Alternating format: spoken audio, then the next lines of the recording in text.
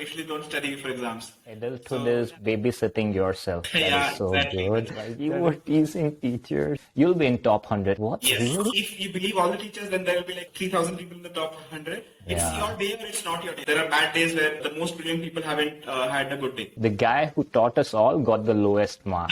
Like running around in cycles, two people, one behind each other. So Your advice for first year student, these are the cream of the country. And fourth year student, I did not at first optimize for knowledge. I optimized for money. press some girls, every engineer. And Yeah. then you left Google and joined Startup Project Hero. So why left your dream job? Putting myself out in the market. Yeah, you worked in a lot of companies. What were the key differences between Amazon and Google? Trust me, bro, you don't want to know that. Would you rather relive first year of IIT or fourth year of IIT? The first year. Alrighty, Sidhant Panda, CTO of Project Hero. Welcome, buddy. So good to see you. Hey Mohit, nice to be here. It's really a great experience for me, and this is probably the first time I'm doing this. But I was super excited, and like I was telling you, like thinking about the things that happened over the last 10 to 15 years, they kind of got me into a flashback mode where I was just reimagining my entire life, and it was fun. I mean, and I really enjoyed the last couple of hours before this call. I was thinking about all of this, and it was a great time. Yeah, and it feels nice to get in touch with you again and to do this. And just that people know, we had a room next to each other. Siddhant's room Right. was very close to me. And Right I opposite. have Yeah, opposite, yeah, in the RKB. yeah. Not RKB in Rajendra, right? It was nearby, not opposite. Vikrant was opposite. You and Anubhav were close to me and Okay, Vikas. right. Next, correct. Yeah. Yeah. So I do have memories of your personality in a first year, but I would like to hear from you. Like, how were you as a student in those 4 years as a personality? Right.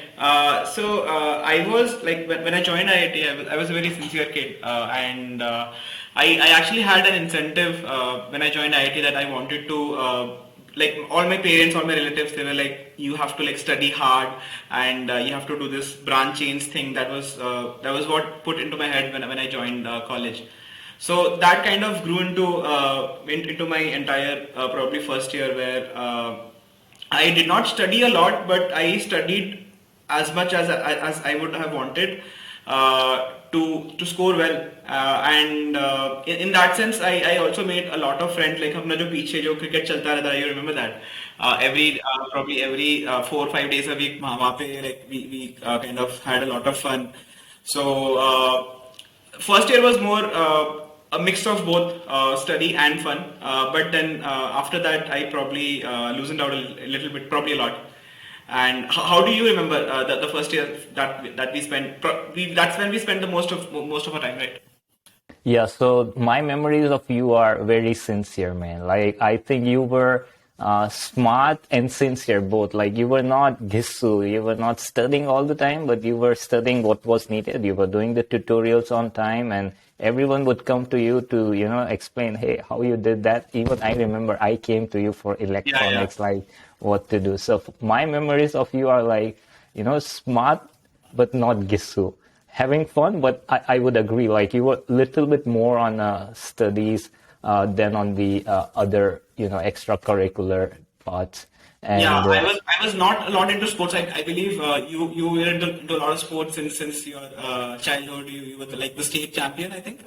Yeah, correct. Yeah, and Yeah. you brought that along into college, and I was not one of them. So throughout my entire childhood, I really wasn't someone who was into sports a lot. Probably my parents didn't also push me a lot on that front, and it was a casual activity for me, not like probably a lot of kids on the block.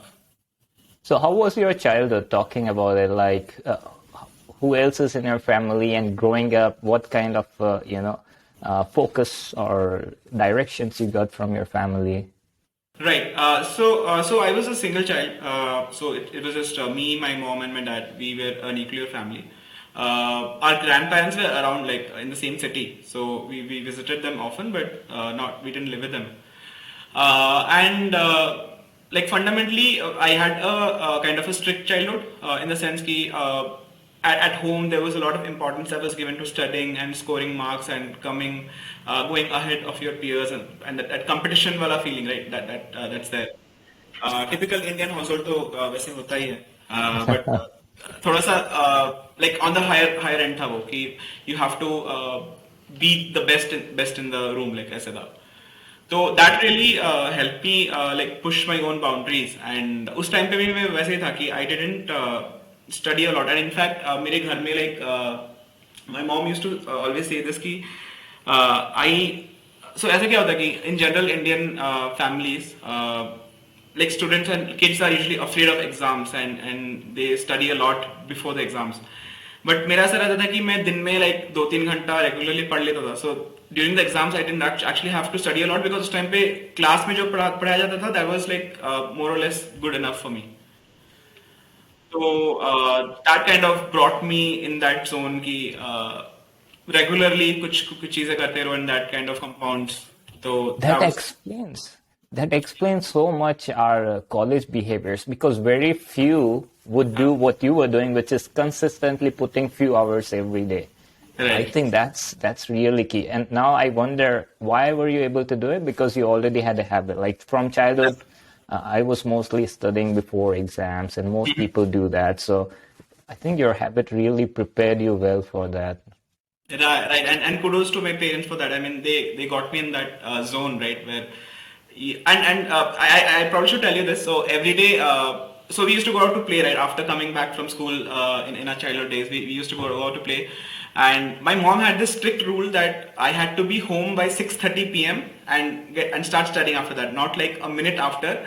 And if I do come in like even like 5 minutes after that, and then that gate will be closed, and I have to stand out for probably like 20 minutes, and then she'll let me in. So that was very I mean, that kind of set me up, that thing, right, that discipline, and doing one thing every day continuously for a long time, that kind of set me in for that. Yeah, man. I mean, now I'm a father, so everything you are saying, I'm like, okay, I'm gonna do this with my kid. Big notes. Yeah, this is so helpful. And this is one of the thing I wanted to get out the podcast is because, see, now I know why you were able to do so well in college, because it's consistency. Your mind is trained to work on the things that are important consistently rather than waiting for timelines. So, Exactly. yeah, I always wondered. Now I know why. I mean, I've lost that touch. I mean, as you grow out of your childhood, so I feel that right now at this point of time, I'm not as consistent as I used to be. I have like let myself more free. You know, like there's no one else to control you, right? But I would obviously want to do that and put in like have more willpower to stretch yourself and just show up every day and do that. I read a quote which is, adulthood is babysitting yourself. I'm like, that is so good. It's so challenging. Nobody's there to tell you what to do. You just have to decide yourself with all the pleasure. It's a tricky one. I mean, your attention is like looking at 10 different places, and you have to choose the one that's best for you for today, for tomorrow, and day after.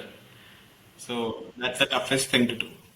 So when did the dream of IIT came into your life? At what point? What's your story of preparing for IIT?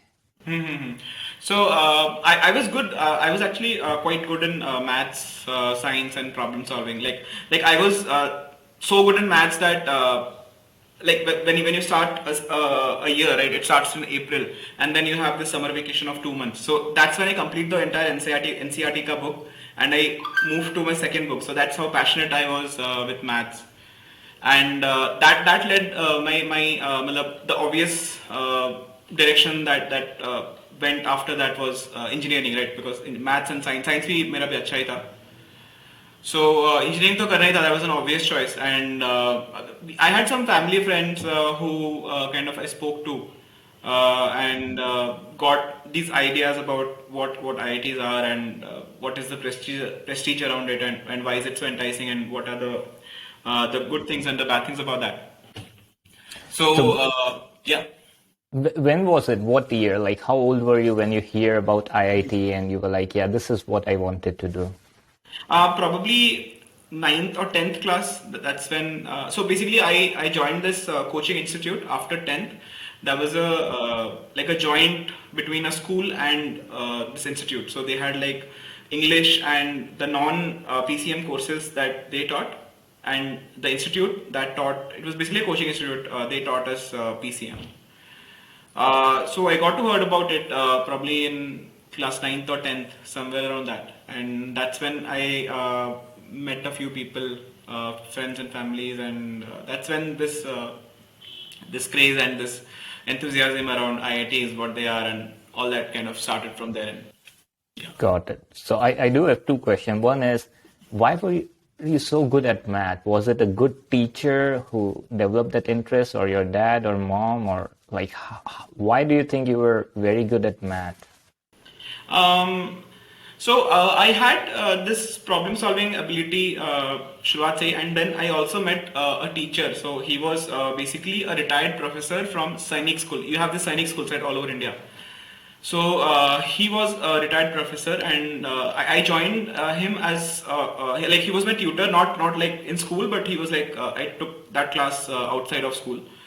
Uh, that professor was I mean that person was really amazing. I mean he kind of made you understand things from a really wide perspective and going deep in, like both he had both breadth and depth into whatever he taught me. And I never I hear people not I hear people saying that they are afraid of maths. But fortunately for myself, I never had to experience that thing, because it just clicked with me, right? Both because of that acumen I had since childhood about problem solving, and then the teacher that helped me channel my inner energy into understanding all of that from a depth. And I never solved any maths without understanding it. Honestly, I always tried to like look more into the problem till I understood it, and then I did it. I never once in my life have I मतलब कुछ लोग रट्टा हुआ करके just do that, right? वैसा कभी नहीं हुआ, not once. So that really helped, going deep into the problem space and exploring the problem space a lot. That's I think the thing that helped me out there. And that's how I feel like after talking to so many people is you have this angel teacher or angel person in your life who comes in and who develops a special spark or interest in a field, and you go for it. Like, we are so lucky to have those people. If they're not in their life, like, our life would be different, right? Yeah, I mean, you talk about edtech today, right? It has just become a transactional thing, right? You pay money, you get taught, and that's how it works. But having that deep connection with someone who knows a lot and he's ready to impart that wisdom onto you, that can really happen through a physical connection when you sit with somebody and that person helps you out and you keep working out with that person. That bonding, I think it's something that is missing with the edtech of today, and that's what probably you or somebody among us can probably solve it out sometime in the future.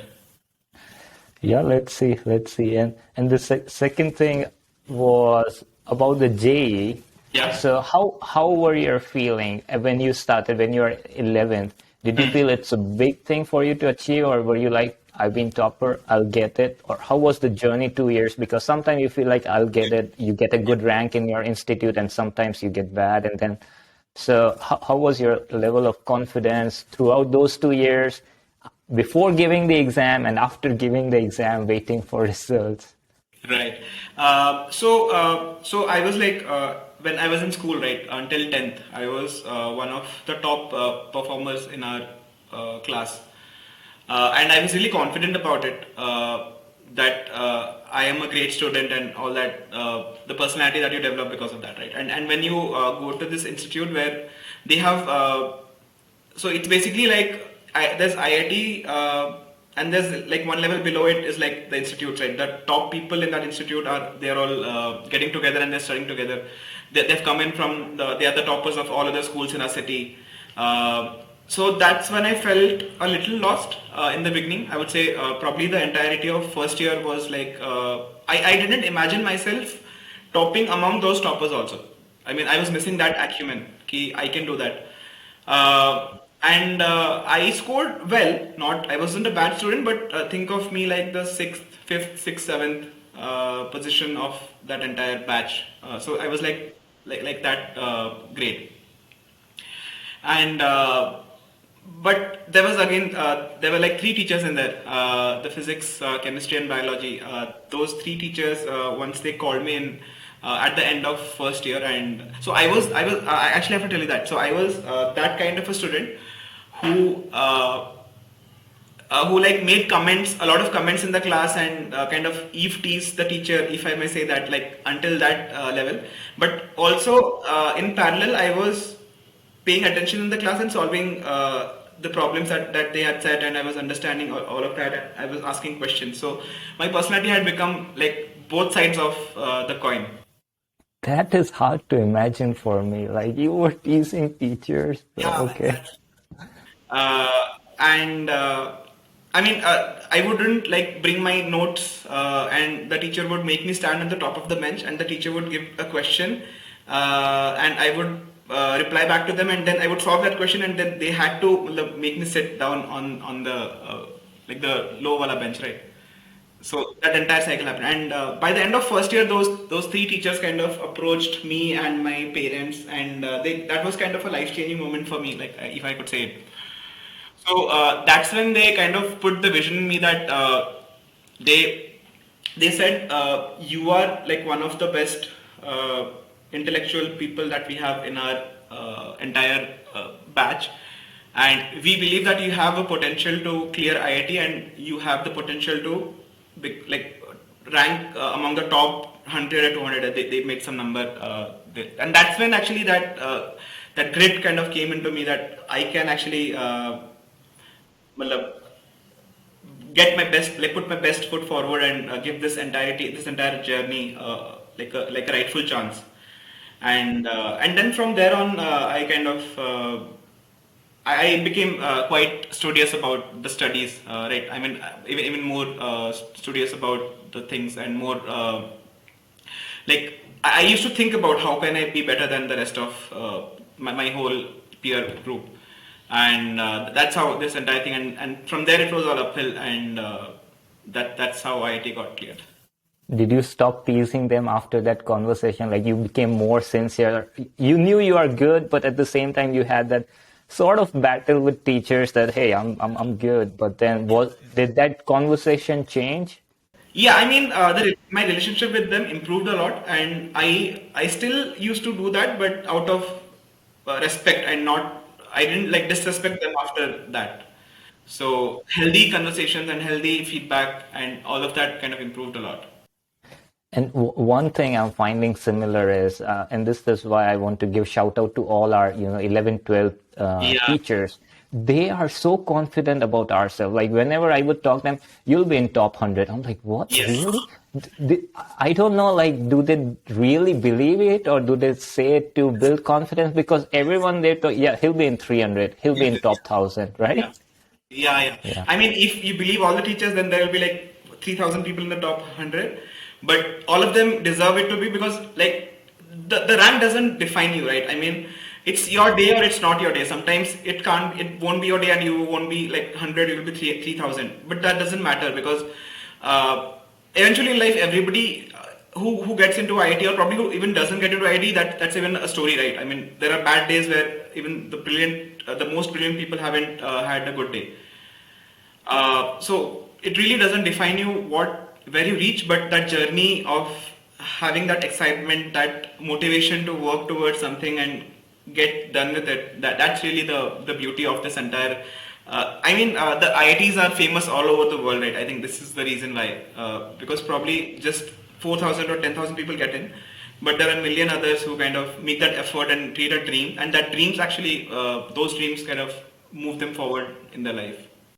And when I was preparing, it wasn't that big of a deal. Now, when I reflect back, like you prepare for 2 years just for 6 hours.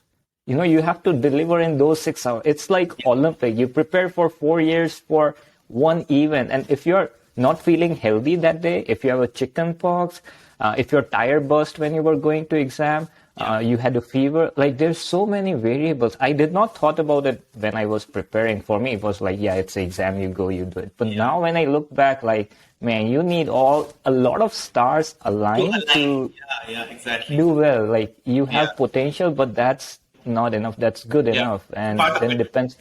Yeah. Yeah. So, Really. after exam, how did your exam went? You felt confident?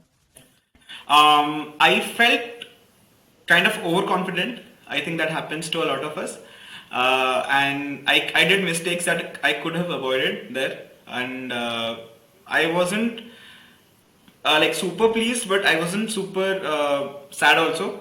It went okay. I mean, I could have done better. That's what my feeling was.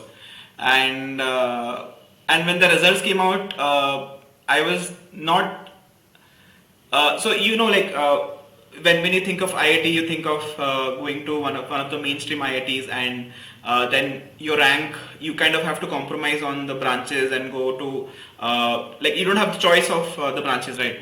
So that's when that's what the feeling that hit me. But then I had a lot of counseling that happened from family, friends, and then I was finally okay, like this is what destiny has said for me, and then let's move forward and take that forward. And I kind of went to Roorkee. Metallurgy was my branch therein. Yeah. Did you know about these branches? Like I had no idea about branches. I only knew, okay, you get into IIT. I didn't even know the ranking. You get different IIT. For me, I mean, when I look back, just IIT. How was your case? Did you have the knowledge you need to get good rank to get a good branch in a good IIT? Yeah, so I kind of had access to the internet after like 10th, 11th. So I had access to internet, so I was browsing a lot.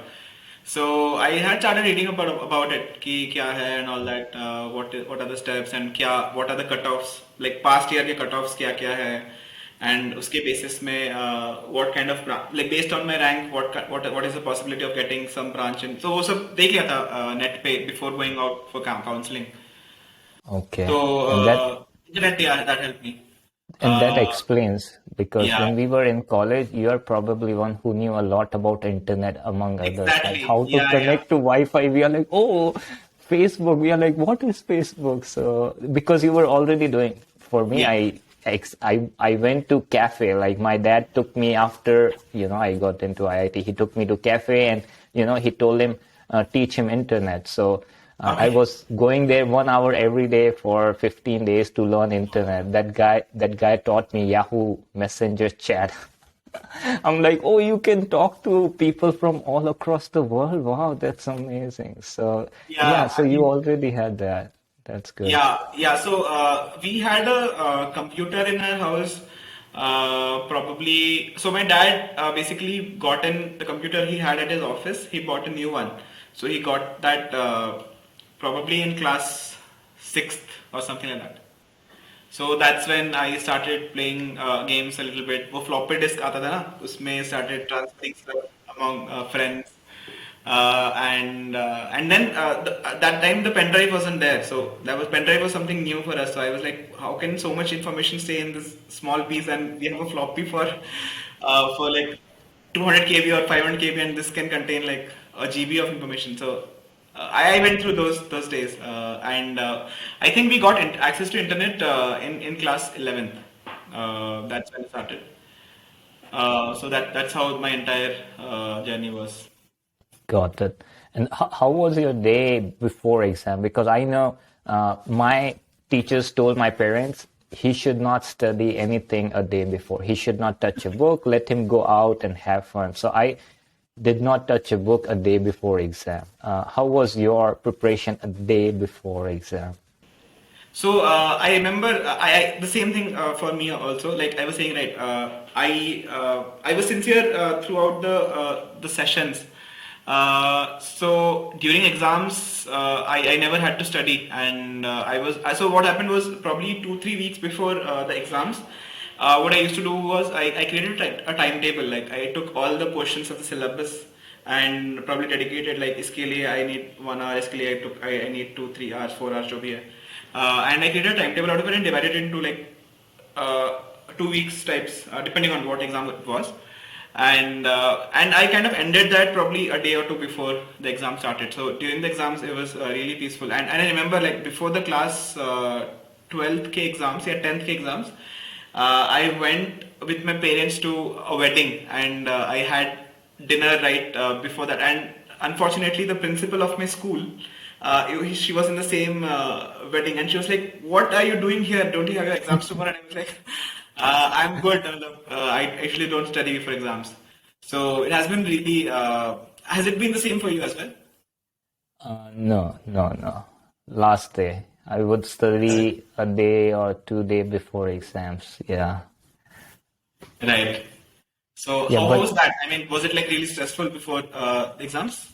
of course, man. Like with me, what would happen is, we all deal with stress differently. So in college in college, basically, you have exam and you're stressed. Like, I don't know what to do.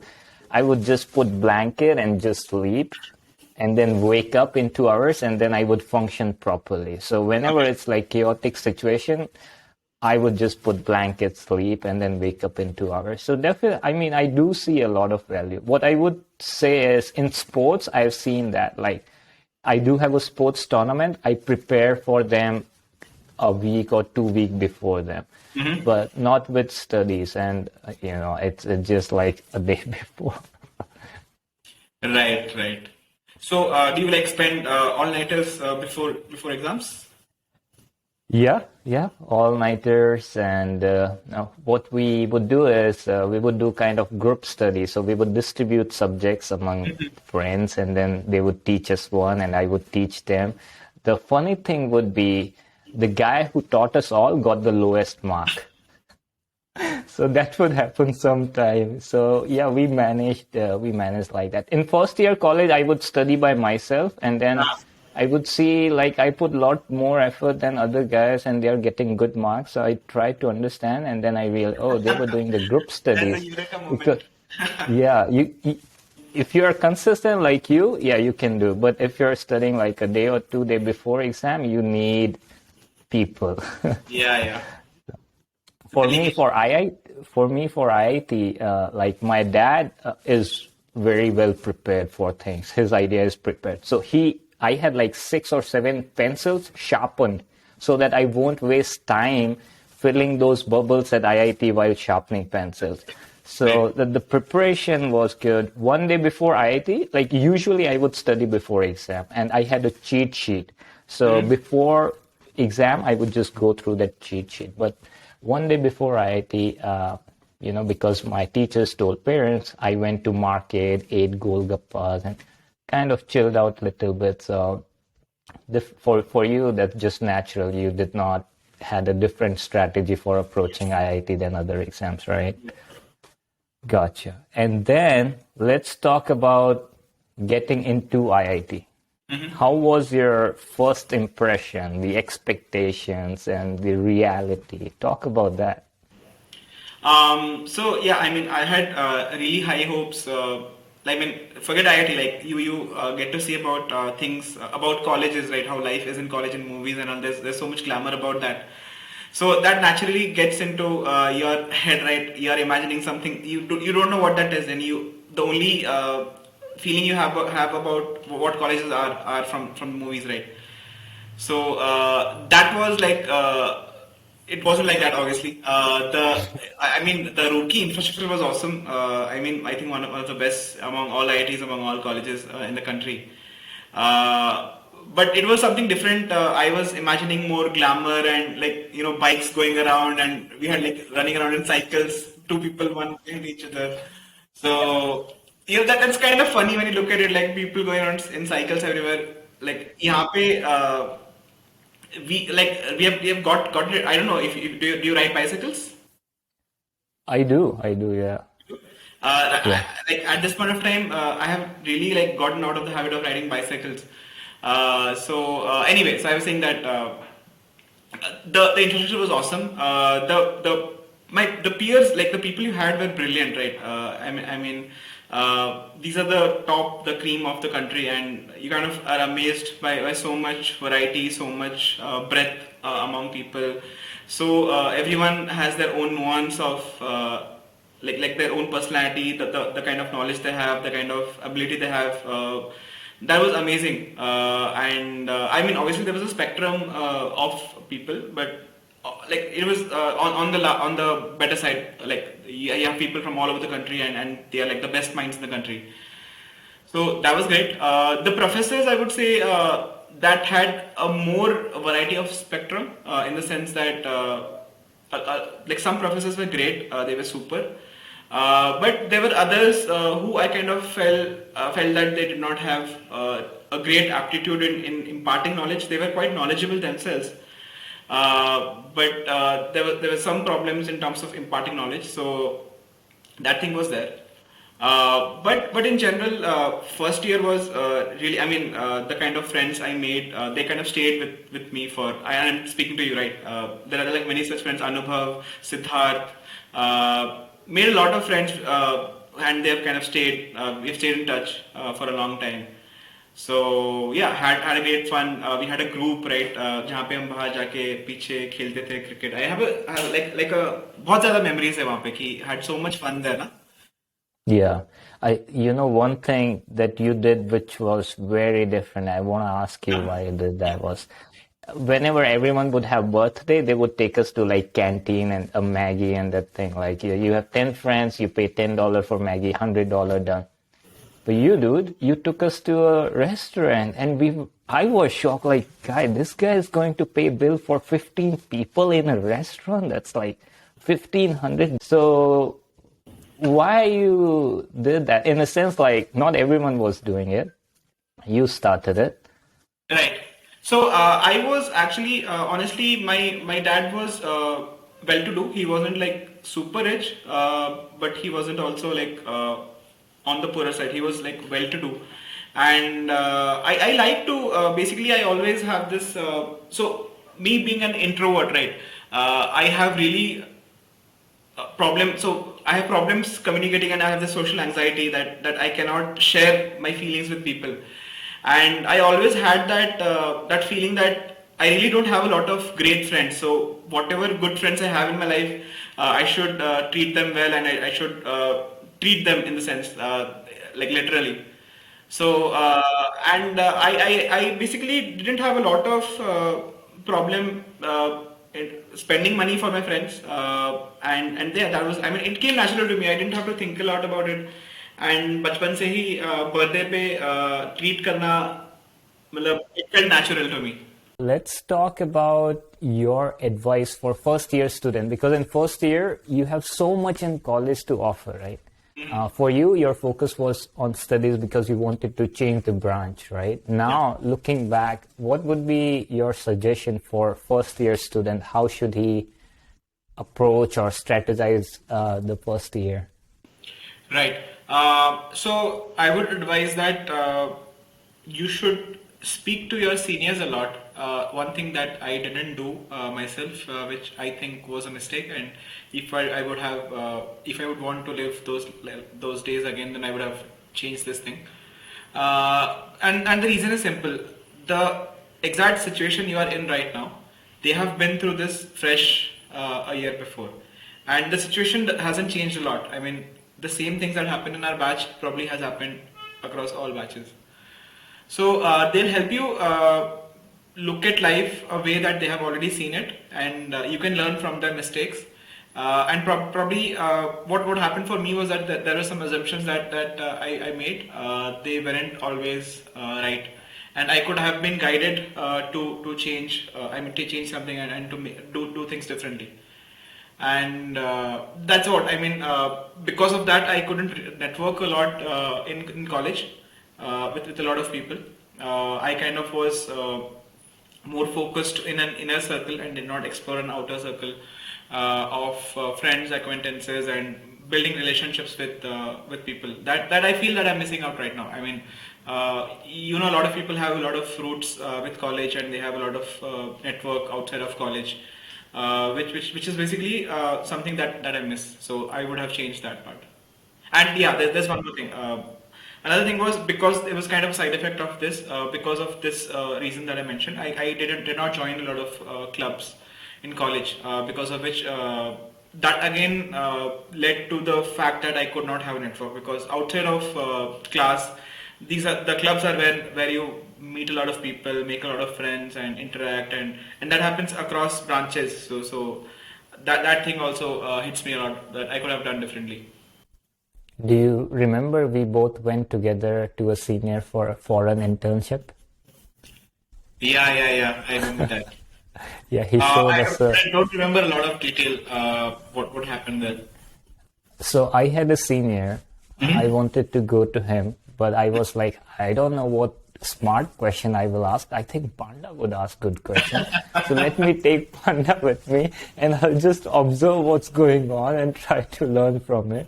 And then the agenda was for an intern. And then he showed us, you go to this website, the web page was in German. You can translate Translate. that and go and apply. Take the email IDs out and Yeah. email them. Yeah. That was a So trick, yeah. that's when I got my passport. I was like, okay, for an intern, at least I should have my passport. But I did not apply. I felt like same thing what you said. Guidance is very important, even now, because Exactly. people who whatever we are doing, fundamentally it's similar Similar, for yeah. people who are 30s and 40s. So Exactly. joining club and building network is something you would definitely recommend them. And Yeah. then let's talk about the fourth year students, because in the fourth year, everyone is like placement. If they don't get placement, it's end of the world. But Right. now we are like 10 years after graduation. We know that's not true. It is important to get a placement if you can get it, but that's not end of the world. So that's one question. Like, what about people, if they don't get a placement, or this mentality that placement is the only thing, otherwise life would end? Honestly speaking, I was also stuck in that same mentality. So I remember those days, right, when the placements usually started in on the 1st of December. That was like day one, and then probably a day before that, 0th day. And I went through 4 days without getting placed, and that was kind of shattering for you, right? When all your friends are getting placed, the companies that you had set out as a backup, and those companies are not selecting you, and you are like, what will do I deserve? I mean, there's so much hype around you that you're in an IIT, and the media packages that I mentioned, right? Like इस बंदे ने 1 crore का package लिया, 7 crore का package लिया. That also went in during those days. So that fear of society, that really that hit me a lot then. But when I'm thinking about it, retrospecting about it, it should not have.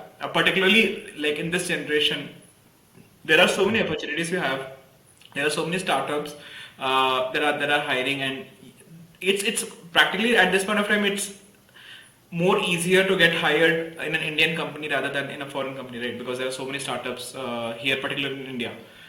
So, but it wasn't there at that point of time. There were limited companies that came in for placements, and a select few got placed in there. But I don't think that really made a difference among those people, because when you look at it from right now, almost 90% of those people are in the same position as I am, right? They have excelled in their fields, even though some of them did not get placed. Well, they went to with a lesser pay, but then they learned out of it and they grew out of it, and then they made more money after that. I think the situation in India has become really intense in terms of talent, in terms of the companies that the kind of work that companies are offering, and the kind of experience that people are getting here. People should really try to make the most of it. I mean, one different thing that happened to me was that when I was, I mean, slightly different from the question that we asked, but it hits me right now. Is that when I started out in my company, I did not at first optimize for knowledge. I optimized for money. And again, retrospecting, I could have done that differently. I mean, at this point of time, I'm financially well. But I feel I could have done better if I had concentrated more on the knowledge aspect, and getting more expertise out of what I was working on. I would even have been like it would have been a much better time out for me right now. That's there. But again, going back to the advice to fourth year students would be that start preparing early, that had been my strategy. So I'll tell you how the placement thing started.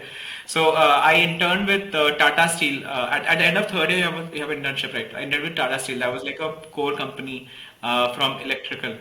That's when I realized that core is not something that I would like to do. And there was like an elimination. चलो अभी core निकल गया, अब क्या बचा है?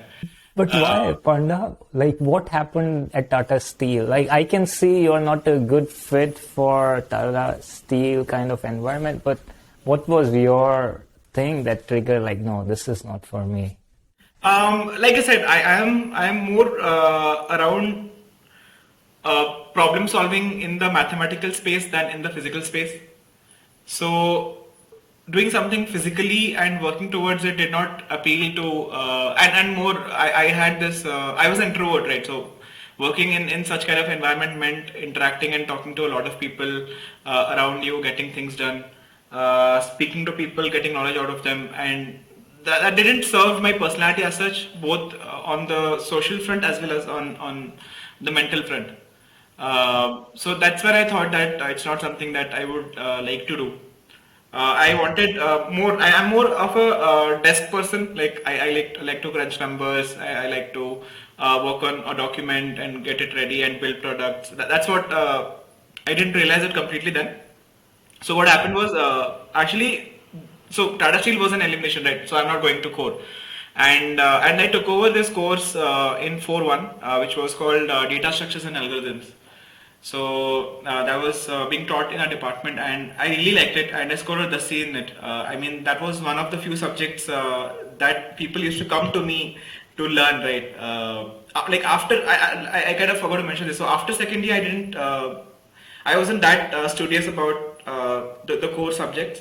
I was fairly an 8-pointer-ish. That's what I could manage with. Some kind of a bit of studying and before exams, but I wasn't like a Nelly, or I didn't study a lot to be best at what I was studying. But this subject was something that really got me interested, and I scored the C in it, and I really could feel what was happening in that subject. Right? You get the feel. There are some subjects where you get a feel out of it. This is what I'm meant to do. So that's when I kind of decided, okay, this is what I think I would like to do for probably a larger part of my life. So that's how I went into that direction. So that was first semester of fourth year, and placements are right after end of first semester. So were you applying for, because you were in electrical engineering and you don't want to go in core, but the option you chose was software engineering. Right. How did that happen? Because you just took a course at the beginning of fourth year. So in one semester, you just ramped up everything that is needed for a CS job? Mostly, yes. I mean, there are very limited things that they used to ask in a placement interview, like for a CS interview. I mean, if you interview for a CS job, the basic things that they used to ask. And there was this website called Geeks for Geeks. Do you remember that? It still operates right now, but it was quite fresh then, and it really had content about how to prepare for a CS job across all dimensions. So I used to follow that a lot, and I used to solve a lot of questions from there, and I learned a lot from there. So that's how I got exposure to what kind of things do you have to ramp yourself on before a campus interview. Like they had interview experiences across other colleges, what other people have gone through, what kind of questions they asked, what kind of topics do you have to study to be good at, like in this sphere. So that's how I got to know that there's not a lot to study there. Probably some fundamentals of web that I already had a computer, so I was okay over there. Right? I had used computers for a long time. So वो basic acumen था ही. And then a little bit of data structures that was necessary. I mean, that is what they usually asked in those interviews. And then there was a little bit about databases and probably very few questions about operating systems, the basics. I didn't go very deep into it. Just the basics of it, what are they, and what is your idea about operating systems. That's all. I mean, that's all you need to clear a CS interview. It was then during college. I'm not sure about it right now, but that's all it needed then. And you already knew programming. I think in first year we have one programming course. You were pretty good at that one, right? C++. I was not great at it. I was okay. I didn't. I mean, it didn't come on to me naturally then. I was okay in it, but the 4-1 thing, it came on better. I could grasp a lot more in there. Got it. So in fourth year, at what point of time in the 4 years you were sure you wanted to go into software engineering? Was it during the first year or fourth year? First sem of fourth year? The mid of 4-1. That's after internship. After intern. Okay. And then you said during second and third year you kind of slowed down in terms of studying. And it seems like there was a little bit of a conscious effort, like, okay, I want to be 8-pointer. So I don't know if you recall, like, why you decided it rather than going for 9 or 10. Why being content with 8? Partly because the kind of subjects that I was studying in electrical, they weren't something, they couldn't interest me as much as computer science did. And secondly, it was the technology that they taught us then. A part of it was good. Power electronics was pretty good. But things like machines and power electronics and all those, I couldn't basically relate to that low level thinking of how is a circuit built and what are the low level components. I rather fancy myself looking at like at a higher level. That probably what coding helped me do. Like, I want to figure out the logic, but I don't want to build the logic. As in, I think the difference between software engineering and hardware engineering is, in software engineering you have to figure out the logic and you just have to write a virtual code that does it for you, right? Versus in hardware engineering, you have to build a physical thing that does what you have designed. I probably, like I said, I was more like maths in my head rather than outside. So that's what probably got me into that zone. So it's kind of situational, like the courses you took, the branches you took would not interesting enough for you to get 9 or 10. It's just like you're not interested. So you would do what is needed to get 8. Yeah. But that's about it. And then you picked up guitar in college. Yeah. Go ahead. How is that going? Are you playing that now? Now you're married, so I guess not. Maybe you were using it to impress some girls, every engineer. Yeah, that happens. But I still do play it like once in a while. I'm not a pro at it. I can basically I can hear a song and I can play it on the guitar. That's how much. There are like chords. If you know about guitars, there are chords and there are leads. I can hear a song and I can make out chords from there and hum along. That's what I still do sometimes. Not like very often. Probably twice a month you'll see me holding my guitar and trying to play something out of it.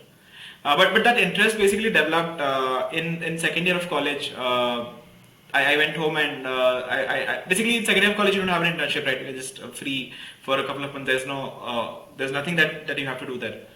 So that's when I thought, let me pick up this skill, and I basically bought a guitar and I started learning that from a tutor who stayed near our place. And I had actually learned how to sing very early, like probably a couple of years when I was around 10 or 12, and then I left it. But I had that acumen of music also. I could like catch notes and I could play. I had that ear and body coordination, right? That's necessary to play music. I had that thing, and I had the sense of beat. I had the sense of tune. That kind of helped me, and it just grew on me. I mean, I think that's how I spent probably not studying, because I was more into playing the guitar for the second and third year. That's how I recollect it now. And then it was all on YouTube, right? I was exposed to YouTube, and at that was the point when the content was actually building up on YouTube. Content around music. I remember I subscribed to a couple of channels which kind of continuously posted a lot of video content around how to play the guitar. I learned from there. And it was quite fulfilling. I mean, it was peaceful. I mean, when you come back from a long day and you try to play some music and relax, that kind of helped. It was very therapeutic. So that just I think at some level you might have inspired me to learn a music instrument, because you were in our circle, you were the one who was doing anything related to music, right? And then I was thinking, okay, I want to learn music, but I don't want to learn guitar because there are so many guys who know guitar. So if it comes to impress a girl with guitar, probably I would lose that battle. So then I'm like, okay, I want to learn something which is small, I can carry with myself. So I thought of harmonica. Yeah. But then I was like, how am I going to learn it? Because you cannot make a good YouTube videos on it. Like, it's just so close. So I decided flute then. So playing a flute, it's very meditative. And so thanks to you for inspiring me for that. So did you learn how to play a flute? Yeah. I took like 5-day course. A guy was sharing pamphlets, learn flute or piano. So I said, okay, I want to learn flute. He said, okay, buy a flute. And then I was leaving that place in a week. So he said, typically he would teach you a lesson and then you come back in a week and then he would teach you next week. I told him, you teach me everything, I'll practice later. I just have 5 days. So 5 days, 1 hour, he just taught me basic. I made the notes, and then after that, for next 2-3 years, I just referred to the notes and just practiced it like 5-10 minutes every day. And over 10 years, if you play 5-10 minutes, you become, it just becomes, like you don't need to put a lot of effort if you want to learn something. If you want to learn something in a short time, then yes. That's true. I mean, the same thing happened to me on the guitar. I just kind of played it every day for a year or year and a half, and it just clicked. It's like your study strategy. You just study a little bit, and then at the end, you don't need to put a lot of hours on it. Yeah, that helps. So let's talk about another thing that a fourth-year student faces, which is dilemma of what to do next. Apart from job, you have a job, you can do an IAS, civil services, you can do CAT, you can do GRE, you can do GATE, you can become a professor. You have all these options that you can do, and it's difficult to find out what works for you. So were you in that stage, and how did you decide to do what, and what would be your advice? I was from my point of view, I had basically I was living under the shadow of my parents for until class 10, 12th. And then I came to college, and then I studied for about 4 years. And then after, when I was, the first thing was I was, inherently I'm a lazy person, right? A lazy person finds easier way of doing things. So that was one of the factors. And the second factor was I just wanted to throw myself out on the field. And I wanted to see how I fared. Probably I had that risk-taking aptitude at that point of time, and there was another reason that I did not fancy myself learning in the classroom after studying for a long time, right? I just wanted to throw myself out on the field and learn from while I'm working, while I'm solving real life problems. So that way things were clear for me. GRE was off the table, CAT was off the table, IS was probably off the table from a long time, and obviously, like I was saying, I'm a inherently lazy person. So I did not have that patience to study for a long time, and then how stories of IS aspirants go. Like they have to probably spend 2, 3, 4 years at the doing the same things, and then probably it's a difficult. It's much more difficult than what J is, right? Probably 10x of that. So the options were simple in front of me, that I wanted to work for a for a company. I wanted to get used to that aspect of life where you're working for someone and you help someone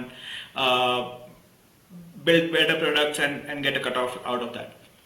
So that would be obviously that doesn't work with everybody. People have aspirations. I mean, higher education is really important for someone. Everybody has their own things to talk about and their own preferences. But for me, I was rather, I believed more in non-classroom teaching and learning on the fly because of these experiences, right? I mean, when I could, if I could learn music on my own, if I could learn computer science on my own, when I am trying to, I had that confidence in myself that I will be able to survive on it myself. But sometimes that actually, when I retrospect on it, I sometimes feel that I could have been. So right now, I am a more breadth of a person, right? In terms of my work in general. I kind of have multiple. I work across multiple cross functions, and I could have a specialization on that front if I had done an MBA or an MS. I don't know how life would have been, but it would definitely have been different from where I am right now. That's the only that sometimes I feel that regret. I couldn't go deep into one particular aspect, rather have a breadth knowledge of things. So it's really up to you. What kind of things do you prefer? What are your goals and aspirations in life? Mine really did not like it did not fall into the thing of studying any further. So that's how it went. How did you decide to go, and after serving for a couple of years, how did you decide to go and study? Yeah, for me, after BTech, I'm done with studies. I don't want to study because 2 years of JE and 4 years of IIT, I'm like, I will never ever study. That was my mindset. I will never ever study anything again, ever. But when I went into, Hero, and I was there, and everyone was like, "You're from IIT. What are you doing here? You can do much more. You can do much better." And people around me started telling me you should do more. And at that point, I was like, okay. So then I started exploring more. After 4th year, for me, IES again, it's a very arduous work, a lot of hard work. I wasn't ready for that. MBA, I felt like I didn't have the personality to crack an interview. English wasn't good. So MBA was out of option. GATE, I didn't want to study or do a government job. I wanted to do private job, so that went out. MS wasn't an option because I knew my parents will not send me out. So I just had only one option to get a job, or my backup plan was do an MTech. So I was preparing for GATE simultaneously. Mm-hmm. Luckily, I got the job and didn't have to. I gave GATE, but in GATE exam I was just painting and stuff like that. Yeah. So how was your experience of throwing yourself into the corporate world? So you went into corporate world and you had your expectation. How was your experience there? Honestly, when I joined, my first company was NetApp. It was my role was also, like I was saying, it was a coding role. So when I joined this company, the first day I was in, and somebody they had this orientation thing, and they were talking about something called a server, and I had absolutely no idea what a server was, and basically trying to understand. I was actually regretting that day that it's not that easy, right? I mean, there are people who have spent 4 years studying one thing, and you just did this thing for 6 months, probably even shorter than 4 months, and then you are at the same level as they are. So how will you survive out in here? But it was an interesting challenge to understand. I mean, again, like I was saying, the exposure to internet actually helped me a lot. Like since I was exposed to it pretty early in my life, I kind of learned how to look out for things on the internet, Google, YouTube. I was pretty good at searching and finding information on the internet, probably by second year, and anything. I mean, if I wanted to understand or if I wanted to get knowledge about anything in life, I used to refer to the internet, and that kind of grew along with me as I went forward, right? And I kind of took support of that same thing. I kind of Googled anything that I came across. Stack Overflow is there, of course. Like we still refer it now, and Stack AI. Overflow. So that's what will replace a lot of like what we are doing right now. Stack Overflow probably. We'll just ask AI to do it for us. Have you used GitHub Copilot? You should try it once. It's really amazing. I mean, it's gonna be even more amazing as we go forward. But anyway, like I was saying, so I kind of learned how to search, understand, assimilate, and get into the depth of information through the internet, and that has continued for me like until now. Like whenever I want to understand there's something going on in office, there are nuances about things, right? I mean, in product marketing, analytics, data, whatever that is, there are like nuances about it that you need to understand, and before you can ask your team to work around it.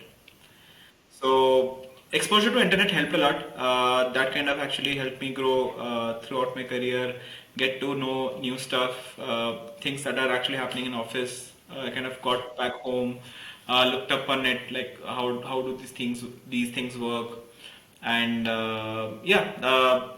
So I kind of grew well in my initial phases of the career because of that. I understood things. I did a lot of mistakes. Like I remember in my first job, probably 6 months down the line, I had written an SQL query that kind of shook the entire system, and we had to get everything down and roll back, and someone else kind of reviewed that query, and it was some miscalculation. The massive computation was happening. So there were mistakes, but I kind of learned a lot, and throwing myself like how this all of this started, right? Throwing myself out on the field kind of felt like I was in character, right? Like throughout, like I was saying, throughout my entire life, that's how I have worked and I have operated. Throwing myself on the field, learning information on the go. That kind of helped me out there. But again, it's like your personality. How do you survive? How do your instincts work? I feel better when I'm challenged. I mean, I kind of perform better when I'm challenged at my work. People are like throwing sticks at me. That's when I perform the best. So that is what worked for me, and probably I've come across being that person throughout my career. It's similar to how you were with your teachers, right? They were challenging you. You were standing on table, and then you like Exactly. that element is still with you, right? And then you shared when you got into Google that I got my dream job. Yeah. So when did this job become your dream job, that I want to get into Google? So I mean, you talk to any CS graduate, they would say like Google. I mean, there is this Mang set of companies, and probably at that point of time, Mang wasn't that famous, but Google, Amazon, Microsoft, these three were famous. Facebook was also coming in that league. But definitely Google was one of the most prestigious companies to get in. And when I came out of college, I had never imagined that at some point of time I would get a seat there, because being from a non-computer science background, plus getting to understand all of that, and coming into the corporate life without any experience about computer science, and getting to that level was really hard for me to imagine at that point of time. Plus, I mean, I had heard of the culture, right? The people, the products. Obviously, the products we have all seen them across. That was aspirational. The perks, everything was so aspirational about Google. I mean, it wouldn't be a difficult dream company for someone to choose. That was the case. I mean, I was in the herd. Got it. So probably when you decided to get into software engineering field, somewhere at back of the mind, Google is always a dream to get there, right? The vision that you have, like, okay, I see myself working for that company, and that's where destiny kind of rolled it out for me. Probably 7 years down the line, I was there. And then you left Google and joined startup Project Hero. So why you left your dream job? Right. Right. I mean, it was an incredibly difficult decision, and I had to get my family behind that because it was something that there are like two forks in the road and you choose one, right? That was that kind of a decision. So I really love Google and the way they pampered me and the kind of systems they had. People were so knowledgeable, and every aspect of your journey in Google is like thought out by somebody else. I mean, it was an engineer. It's an engineered company. I mean, your entire experience is engineered in the company. The perks were mind blowing. The documentation in there was immaculate. And systems were designed to scale. Even like the developer ecosystems were so advanced. I had never seen those kind of things in any company. But the problem was that I joined. There's another aspect too. So I joined Google during the pandemic. So just after the pandemic, that was probably May 2022. I found some time after the pandemic started. I thought I had been in Amazon for about 2.5 years. I thought I could use this time to interview and change a job then. So what happened was that I was seeing very minimal impact in what I was building inside Google. You had to get there was a lot of structure, and because being a large company, they had to be cautious about what they build. Like as a startup, you can do much more mistakes as you can rather than at a well-established company where there are checks and balances across the system. There's a hierarchy that exists for the good of the company, but then again that also has a friction on employees. So you have to get like org-wide approvals for whatever you want to build. You have to go through extensive code reviews where people were coming back to me. That taught me a lot. I mean, writing code that is flawless for you as a writer, but also as a reader who's reading that code. The code review thing was fantastic there. I learned a lot. But ultimately I got exhausted of that remote work thing. I never actually went to office. I worked for the entire 1.5 years, 2 years. I worked out of home. And this entire process wala thing, it kind of got me exhausted, and I kind of felt like I was working in a silo, in a separate room, and was not getting that exposure that I would usually get when I'm in office. So that's when I thought, and also the work was like more, like I'm saying, I am a more breadth kind of a person. I'm not a depth person. So that was getting me into the depths of a particular technology. I personally wanted to have more width, so that I had worked on the backend side of things, but I did not know how to start a tech company if I had to ever do it, right. There are like other nuances across like marketing engineering, there is data engineering, there is software engineering, backend, front-end, mobile apps, infrastructure, and multiple other aspects across. And I always felt inquisitive that how would that feel like. I mean, if you know all of that and you can make a bunch of other people, you have a vision, and then you can make a bunch of people, like you can have articulate that vision for them and they can build it for you. I always had that urge of doing that thing, and that's when Pukhraj and Satya, they are also from IIT Roorkee, and they kind of approached me about this problem space. Right, and it was quite unique because there was nobody in India. There is still nobody, like very few people in India who are like solving that aspect. The problem of improving the life of the construction workers in India, and basically the entire industry. If you talk about it, it is an unfragmented industry. I mean, it is a fragmented industry, and there is absolutely no form of formalization that is there. Everything happens on pen and paper, cash transactions, and construction in India, you know, like how their lives are really in a bad shape. And personally, I mean, I was selfish from my point of view also, that I could, if I joined a company this early, then I could make a lot of money. And plus that it had that social impact that if I could have an impact on one person, then that person's near family, about 4 or 5 people, more people would get impacted by it. And then thirdly, the market size, like it was enormous, right? And then the learning that I would get, that would also get quenched from there. and it wasn't that much of a risk for me because the company was just funded then. So they probably I could try it out for probably a year or two and see if it worked. And the worst case, if it didn't work, then I would probably have made a ton of experience that can basically take my career, like that can get me a jump start.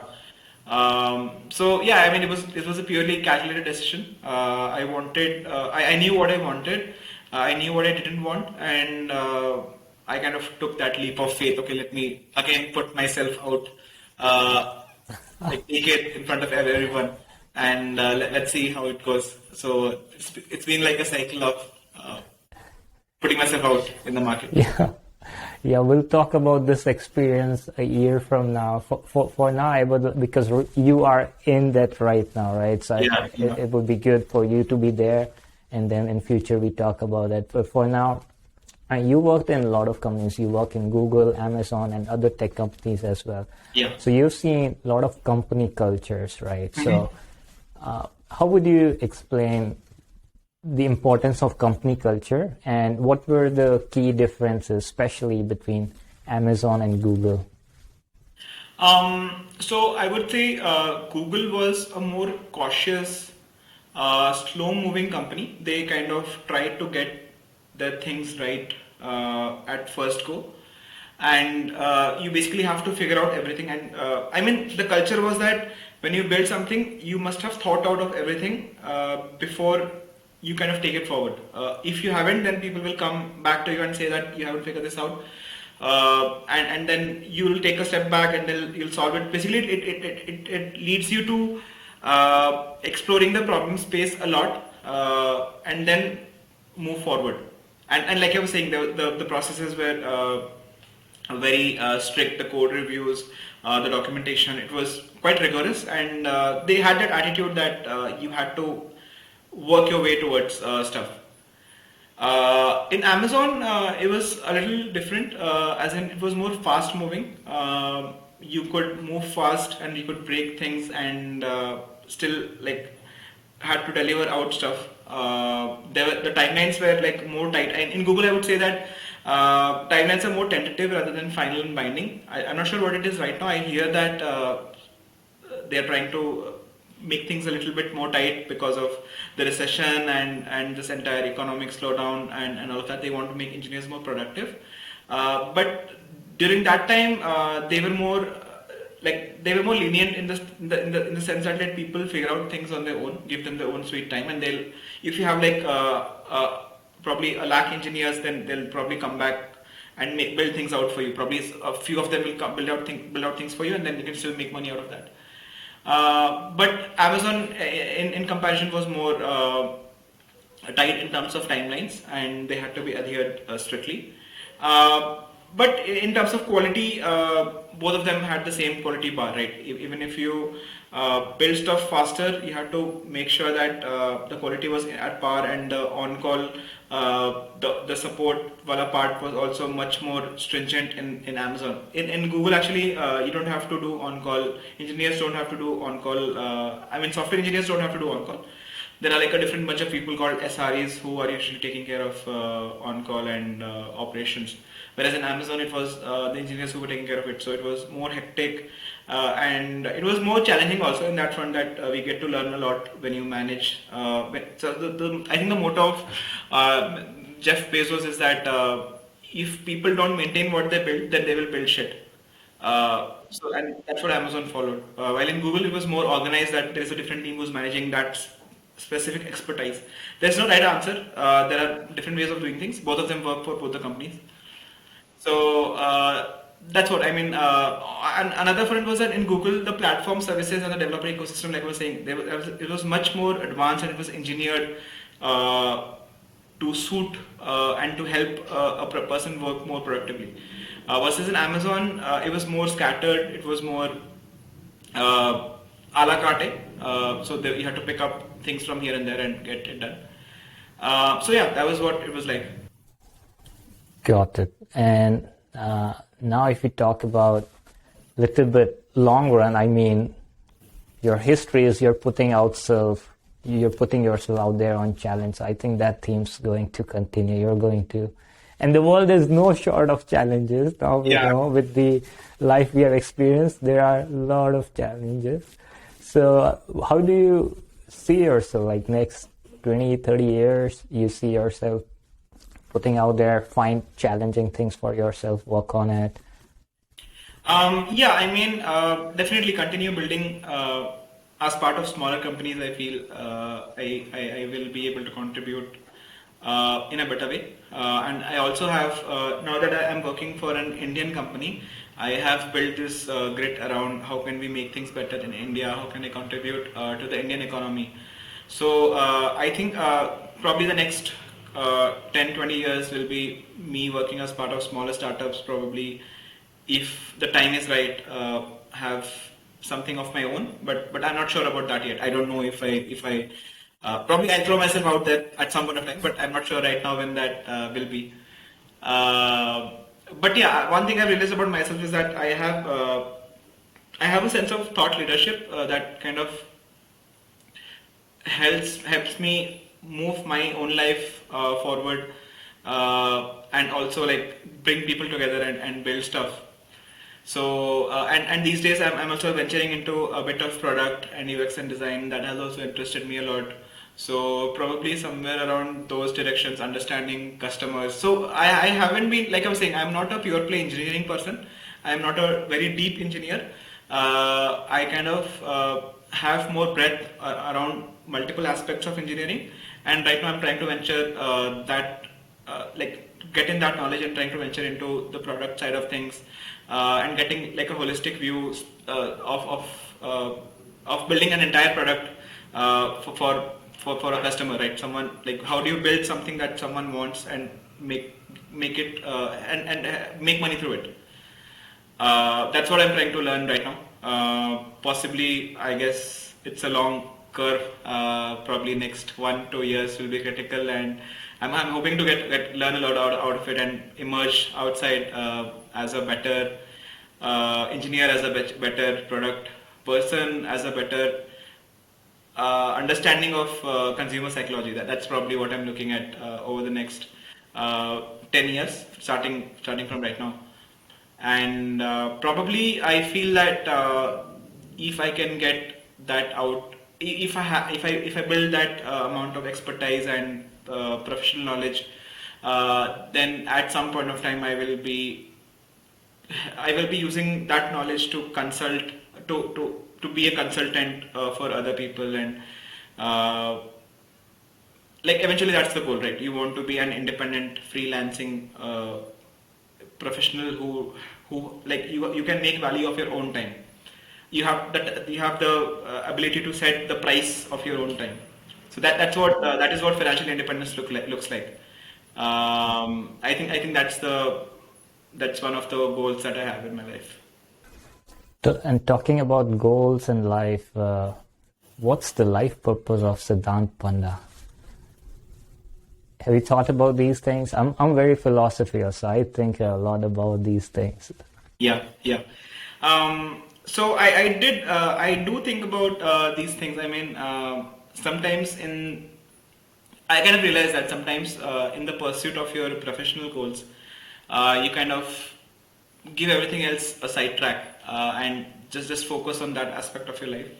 But I kind of realized more recently than before. I kind of realized what actually balance looks like in terms of splitting time across your personal, your professional, your social, and even you have to pay attention to your monetary life, right? I mean, how do you manage that entire money that is coming in, the spending that is going out? I feel that I kind of I didn't give them as much attention as they deserved. The other aspects of my life, I've realized this more after I got married, and earlier it was like so before you're married, it's basically something that I came across recently. Before marriage, it is a single player game. You are just playing for yourself. Versus after marriage, life becomes a multiplayer game where you also have a partner who's playing and you're playing. In there are some games like there's a tank game. Do you remember that game we had? The Pocket tank tanks? game. Not pocket tanks. The Nintendo tank game where there were two tanks who were trying to defend the queen. Probably you didn't play it. So that is basically giving me a very different view of what life is like. Now I have to uh, think not just for me but other people in my life, and that's how I change, right? I mean, there's a video that I recently saw, and it kind of inspired me a lot. I'll tell you the gist of it. So when you look back into your life, into your past, you feel that you have changed a lot, right? I mean, everybody feels that without fail. Every person has changed from who they were at 10, 15, 20, 25, 30, whatever age you are in. But when you look out in the future, you feel that you will be that same person. So if you have that aspect, if you think about that thing, that what do I need from life, not now, but 5 years from now, where I will be a changed person, definitely. So that gave me a lot of. That just changed my mind. That just blew my mind. That it's so simple, right? You think that the past is evolving, but you see the future as stationary. That kind of hit me a lot, and I'm trying to give justice to all aspects of my life, my parents, my wife, social aspect, friends, how do I manage money, along with just the work part of it. I mean, we concentrate probably half. If you are if you work for a professional, I mean for a tech company or something, you probably spend probably half of your day in work, right? Up to 10 to 12 hours, and there's very little that's left out for rest of the items. So it's really important to like ruthlessly prioritize what needs to be done here. So yeah, I mean, it's always like a learning, and the life's purpose is also changing accordingly. Like probably a year before, I would have imagined myself as the top earning startup player, doing something for the country, and building my name, my worth. But again, as I look back, I didn't think about this then, but right now I'm thinking about it, that now I need to lead a diverse life, and give everything the equal attention that it deserves. That's So what. now you have wisdom of living a balanced life, Exactly. giving a good time to everything. But preparing for IIT, you cannot do that. It's just not possible. You cannot get into IIT by attending the social events, by hanging out Exactly. with friends, by playing sports, going to gym. You're not getting there. So is it worth it? I wouldn't say so. It was really different from me. I mean, I personally, for me, if I had to tell you what the day looked like for me when I was studying for IIT, I used to wake up early. I was an early riser. I woke up at about 6 a.m. I studied for a couple of hours in the morning. Then probably I had school from 9 to 2. Then I came back, had lunch, relaxed a bit, and then I studied from 4 till probably 8. That was all the studying that I did, and I slept at about 10. 10 was the last maximum that I was awake until. So it's really difficult. It's different for everyone. So there are some people who need long hours. There are some people who don't need long hours, and you have to figure it out yourself. I mean, you know your own intellectual capability, and there's nothing to be ashamed, or there's nothing to be proud about it. You are what you are, and you have to strike that balance around the thing, that this is how much because so the difference between, actually, when I speak about it, the difference between, it's actually a joke. So the difference between our life in school or college versus what it is right now is that in school, if you finished your work, you could get to play. But in professional life, if you get to finish your work, you got more work. Like, that is a difference, right? So in school, college, your strategy should be really focused on how can you manage your time so that you can perform best at the minimum amount of effort that you can put in, right? You have to strike that balance yourself. Versus in a professional life, it's much more different. You even if you do things in a better way, there will be more work piling up on top of you. So you have to take that window out, and this is a cutoff that after this point of time, I will, even though there is work, I will take a break and I'll resume back from where I was. So that way, it's really different. I mean, I can't really compare professional life versus student life. They're really different. Yeah, so maybe if I ask question differently, so a person who's 10th graduate, who's in 11th standard, he has two options. One is he study hard to get into IIT. Second is he study what is needed to get into a good college, maybe not IIT.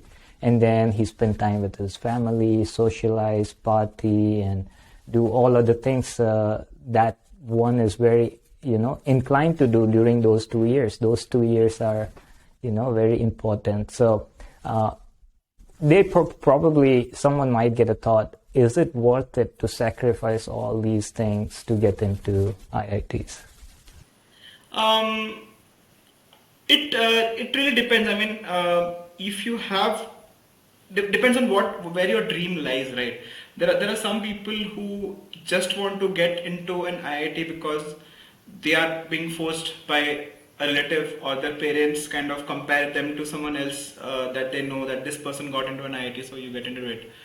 Unless you have a I'm talking specifically about engineering and IIT, that maths is a very integral aspect of engineering, right? If you're not good at maths, then there is no point getting into engineering. You would rather, or maybe also into IIT. But there are other aspects, there are other subjects, there are other fields where maths is really not needed as a strong point. And those are equally respectable. There is law, right? There is literature. There are like lot of, like right now at this point of time, I would say the number of opportunities that someone has have even greatly expanded from what it was probably 10 years ago. So getting, understanding what your core expertise is, what your core aptitude, where your core acumen lies in, and figuring out a direction that works along on the same lines of those items. Actually, that's really more important than for everyone going in the same direction as IITs. Because if you have that aptitude, you wouldn't have to spend a lot of time figuring things out, right? If you feel that you're not able to get justice out of a particular thing that you're doing, probably you have other aspects. I mean, in life, like schools have always taught us to be a generalist, right? You should know English, you should know science, you should know mathematics, you should know geography, you should know SST, you should know all of this at an equal proportion. But humans are not like that, right? Humans are more diverse. They have spectrum of abilities. Some, like if you remember, if you look at a human spectrum across multiple subjects, and the shape will vary across for different individuals. So identifying that, and probably parents, I mean, this generation is fortunate enough to have really educated, like imagine in our generation, our parents were educated to a certain level, right? But right now there's so much exposure to internet, there is so much exposure to information. The parents should actually help the kids these days to understand where their core acumen lies, where their strengths lies, and direct them towards those directions in terms of those fields. What do you feel about that? Yeah, so now that I'm a father, this one thought that I always get in debate with people is, people would say, that you should get your kid into and field where they are more inclined, more talented. I personally feel like it can be developed. So if I know which field I would like my kid to pursue, I can create an environment that can develop that interest in them. So I kind of feel like that, like in your case, you were good at math because you had a good teacher who developed it, right? Mm-hmm. If you want your kid to be good in math, you can provide a really good math teacher, and chances are most likely they will have an interest in that field. Most likely, I'm not saying certainly. Mm-hmm. So if as a parent, I know what is good for my kid, then I can provide an environment where they can start to enjoy that. But then also I should see whether they are really interested in or not. It's not easy thing to do, but that's two main approaches I've seen when I talk with different parents. they try to provide them exposure. So they would send them to soccer class, they would send them to spelling bee class, they would send them to math class, and they say whichever one they are more interested in, they would do that. I think like if you want them to do a soccer class, send them to a good soccer teacher with the good players, and they will develop interest in it. But there's one aspect to it that they are not in control of what they're doing at this point. So what they do in life, probably they can. There's a 50-50 chance that they'll get it right. But if they don't get it right, then they'll end up doing something that they don't like for the rest of their life. So are you comfortable making the decision for them, and probably having to answer them 10 years from now? Or you want to give them a very varied exposure and have that belief that they can figure it out if, like teach a man to fish and he will probably fish his entire lifetime, right? Instead of just eating it once. So yeah, that thing is there. I mean, you as parents, you would want your child to have the best of the best future. So you will get them to do something that you think shines in the future. But you don't really know, right? I mean, what is right today may not be right 10 years from now. So your choice, it's not necessary that your choice does actually hold good.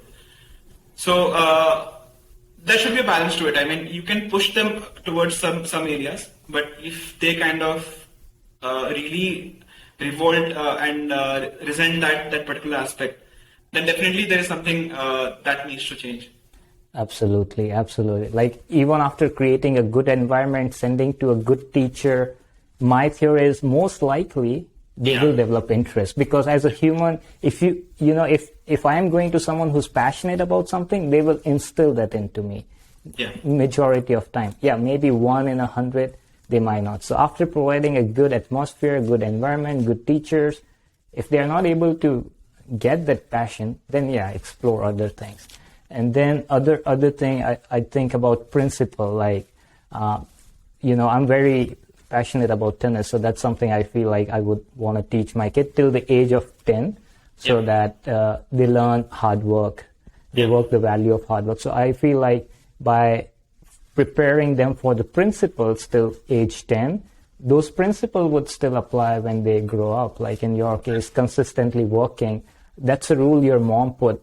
She didn't know whether that rule would be applicable 10 years from now, but that principle still applies, right? So that's what I feel like in kid I would give them the experience to know the value of hard work, how it rewards. So that's my philosophy. Very soon I'll find it out how it works.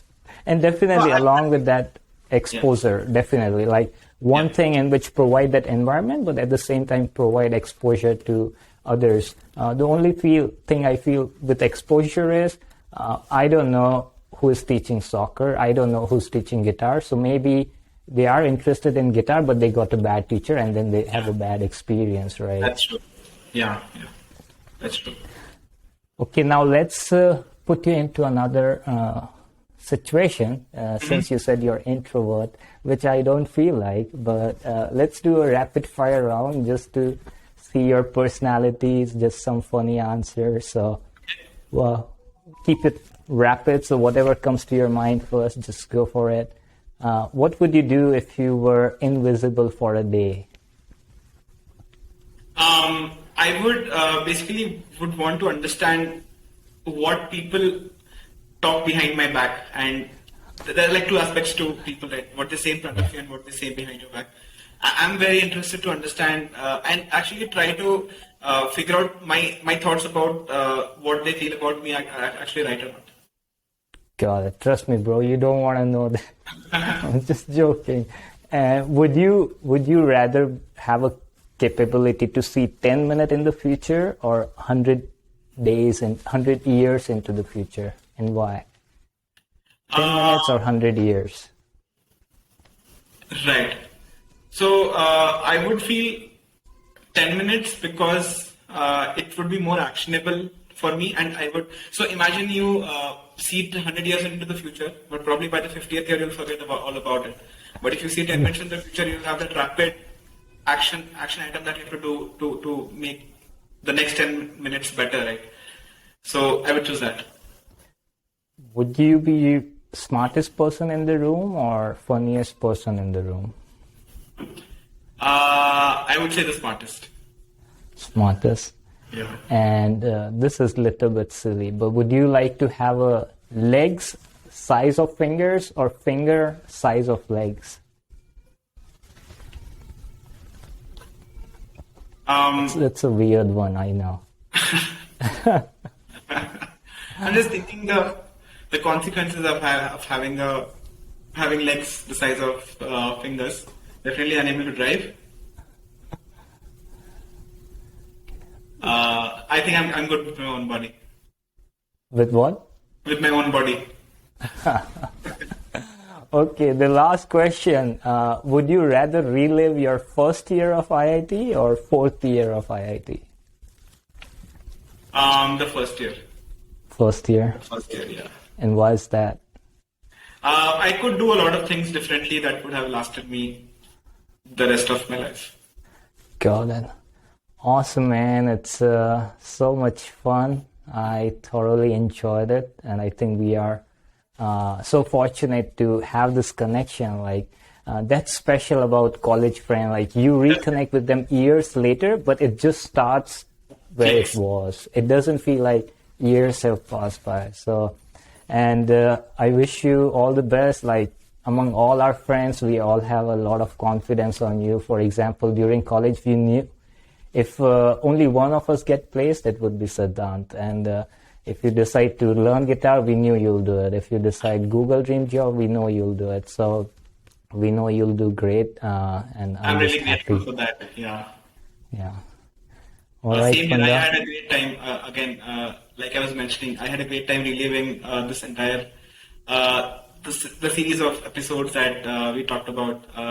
It kind of hits you, right? I mean, 10 years down from college, you have a different perspective, but then you think back again, what things have changed, what things are the same.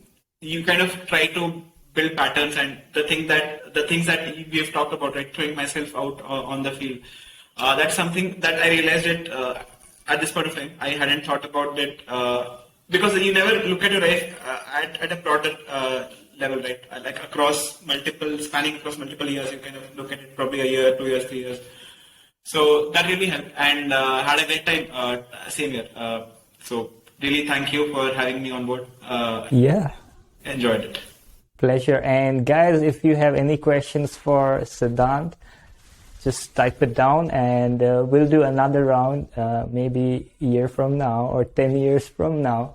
We'll see. So write it down. I'll get it to him, and maybe we'll cover it next time. Thank you so much, Panda. Really appreciate it, buddy. Same here. See you. Bye.